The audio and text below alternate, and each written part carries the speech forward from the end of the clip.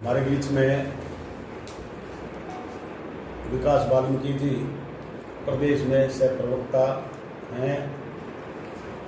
ये उनके साथ बैठे हैं रामपाल यादव जी, किसान मोर्चा के राष्ट्रीय कोषाध्यक्ष, नीतीश अग्रवाल जी, हमारे मीडिया के प्रभारी जिला के लवल छाबड़ी जी, हमारे बीकानेर मंडल के मंडल अध्यक्ष और जितेंद्र कुमार वाल्मीकि आईटी सह प्रमुख अनुसूचित जाति मोर्चा। देखिए, आज का विषय जो है वो जिस प्रकार पंजाब सरकार ने विधान पास करके और चंडीगढ़ का जिस प्रकार अपना हक जताया है उस पे और SYL पे कोई चर्चा है, उस विषय में हम वाल्मीकि जी से मैं निवेदन करना चाहूँगा कि ये आपको विस्तृत इसकी जानकारी देंगे। देखिए, जिस तरीके से 2-3 दिन पहले पंजाब विधानसभा के अंदर एक प्रस्ताव पारित किया गया वहाँ की आम आदमी पार्टी सरकार की तरफ से, उसको लेकर कल 5 तारीख को SYL और चंडीगढ़ के विषय के ऊपर हरियाणा सरकार ने एक विशेष सत्र बुलाया है और उस सत्र के माध्यम से हम हरियाणा के हकों की लड़ाई लड़ेंगे। और दूसरी बात रही SYL की बात, तो SYL के ऊपर अरविंद केजरीवाल को अपना विषय साफ करना चाहिए।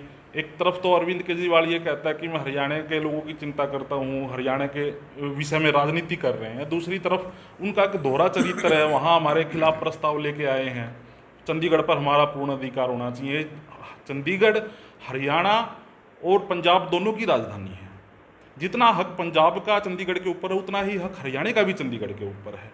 और जिस तरीके से और बहुत सारे मामले हैं, जैसे SYL का मामला है, पिछले काफ़ी समय से अटका पड़ा है, सुप्रीम कोर्ट ने भी उस पर फैसला दे दिया है कि हरियाणा के हकों का जो 19 हेक्टेयर लाख पानी है वो हरियाणा को दिया जाना चाहिए और नहर बनाई जानी चाहिए। उस पर वो अपना पक्ष स्पष्ट करे, क्या हरियाणा को SYL का पानी मिलेगा।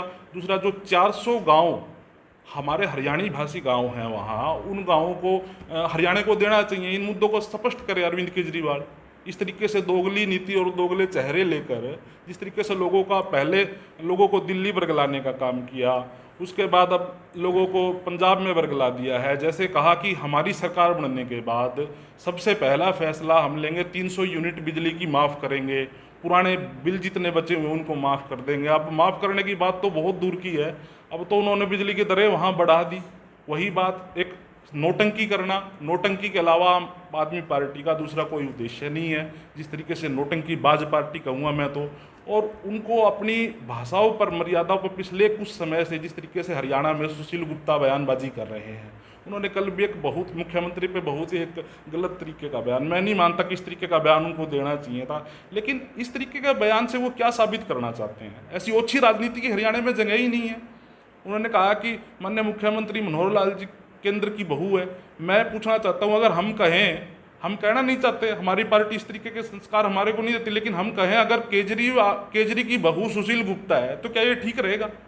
इस तरीके की ओछी राजनीति हरियाणा में नहीं करनी चाहिए। उन लोगों को माफ़ी मांगनी चाहिए। हरियाणा की 3 करोड़ लोगों का अपमान जो अरविंद केजरीवाल ने और सुशील गुप्ता ने किया, इसके लिए उनको माफ़ी मांगनी चाहिए तुरंत इस बात पे।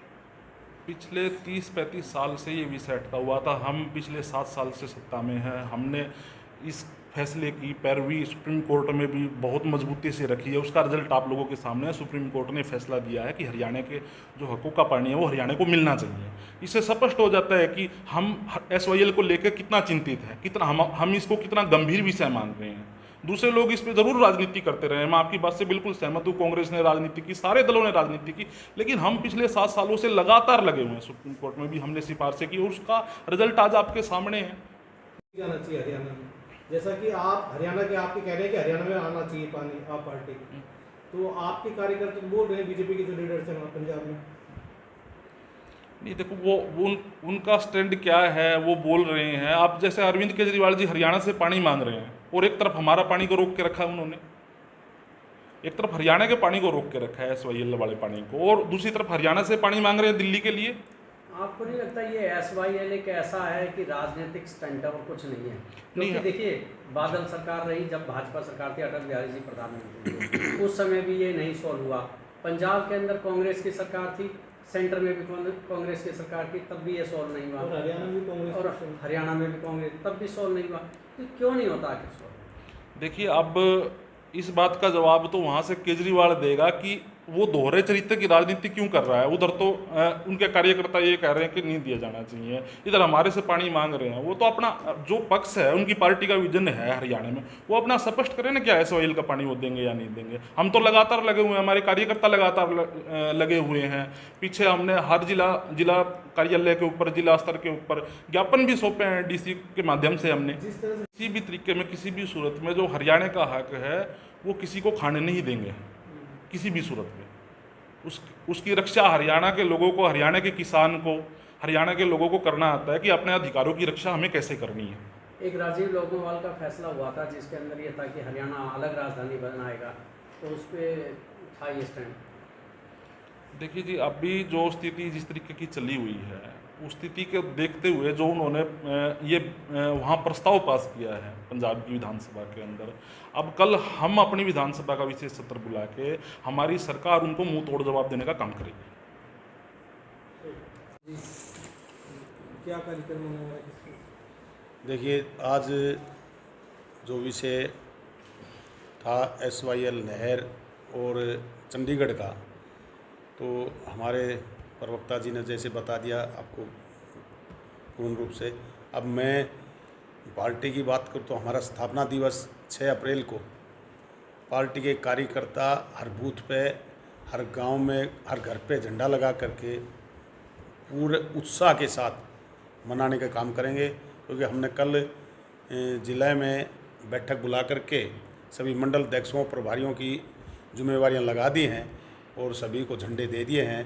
तो पार्टी के कार्यकर्ता पूरे जोश में हैं और पार्टी को आगे बढ़ाने का काम करेंगे। जैसे अलग अलग जगह स्वास्थ्य केंद्रों के DC साहब निरीक्षण कर रहे हैं, तो कर्मचारी गैर हाजिर मिल रहे हैं, इसी तरह से अलग पर, तो कहीं ना कहीं सरकार की साख पे सवाल तो उठ ही रहे हैं। तो उसको लेके संगठन की तरफ से क्या फीडबैक दिया जा रहा है, किस तरह से क्या कहेंगे उसको लेकर? देखिए, जिस प्रकार की आप ये बात बता रहे हैं, ये एक्चुअल में सरकारी जो कर्मचारी हैं, ये उनका काम है। कार्यकर्ता, हमारी पार्टी जनसेवा का काम करती है।